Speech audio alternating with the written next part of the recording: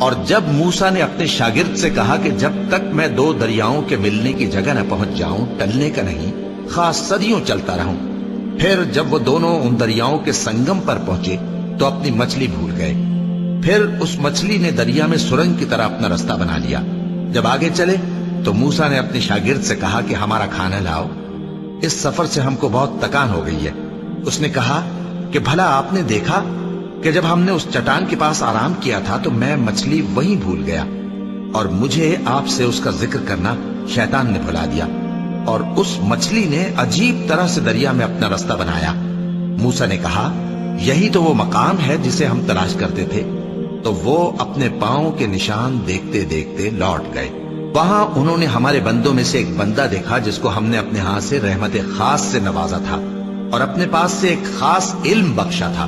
موسیٰ نے ان سے جن کا نام خضر تھا کہا کہ جو علم اللہ کی طرف سے آپ کو سکھایا گیا ہے، اگر آپ اس میں سے مجھے کچھ بھلائی کی باتیں سکھائیں تو میں آپ کے ساتھ رہوں۔ خضر نے کہا کہ تم میرے ساتھ رہ کر صبر نہیں کر سکو گے، اور جس بات کی تمہیں خبر ہی نہیں اس پر صبر کر بھی کیسے سکتے ہو؟ موسیٰ نے کہا اللہ نے چاہا تو آپ مجھے صابر پائیے گا، اور میں آپ کے ارشاد کے خلاف نہیں کروں گا۔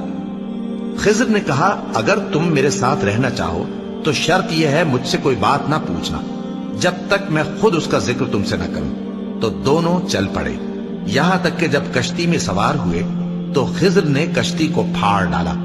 موسیٰ نے کہا کیا آپ نے اس کو اس لیے پھاڑا ہے کہ سواروں کو غرق کر دی؟ یہ تو آپ نے بڑی عجیب بات کی۔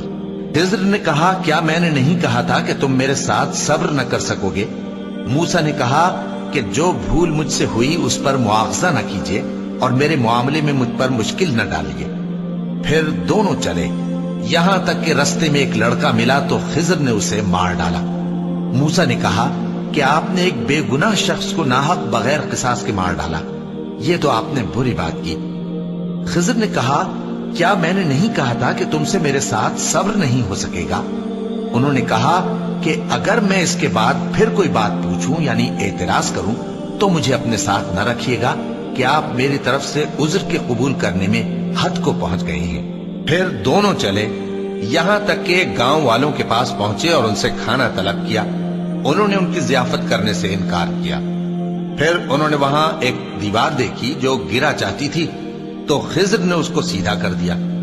موسیٰ نے کہا کہ اگر آپ چاہتے تو ان سے اس کا معاوضہ لے لیتے تاکہ کھانے کا کام چلتا۔ خضر نے کہا کہ اب مجھ میں اور تم میں علیحدگی، مگر جن باتوں پر تم صبر نہ کر سکے میں ان کا تمہیں بھید بتائے دیتا ہوں کہ وہ جو کشتی تھی غریب لوگوں کی تھی جو دریا میں محنت کر کے یعنی کشتیاں چلا کر گزارا کرتے تھے، اور ان کے سامنے کی طرف ایک بادشاہ تھا جو ہر اچھی کشتی کو زبردستی چھین لیتا تھا۔ تو میں نے چاہا کہ اسے عیبدار کر دوں تاکہ وہ اسے غصب نہ کر سکے، اور وہ جو لڑکا تھا اس کے ماں باپ دونوں مومن تھے۔ ہمیں اندیشہ ہوا کہ وہ بڑا ہو کر بد کردار ہوگا تو کہیں ان کو سرکشی اور کفر میں نہ پھنسا دے، تو ہم نے چاہا کہ ان کا پروردگار اس کی جگہ ان کو اور بچہ عطا فرمائے جو اخلاقی پاکیزگی میں بہتر اور محبت میں زیادہ قریب ہو۔ اور وہ جو دیوار تھی سو 2 یتیم لڑکوں کی تھی جو شہر میں رہتے تھے، اور اس کے نیچے ان کا خزانہ دفن تھا، اور ان کا باپ ایک نیک آدمی تھا۔ تو تمہارے پروردگار نے چاہا کہ وہ اپنی جوانی کو پہنچ جائیں اور پھر اپنا خزانہ نکالیں۔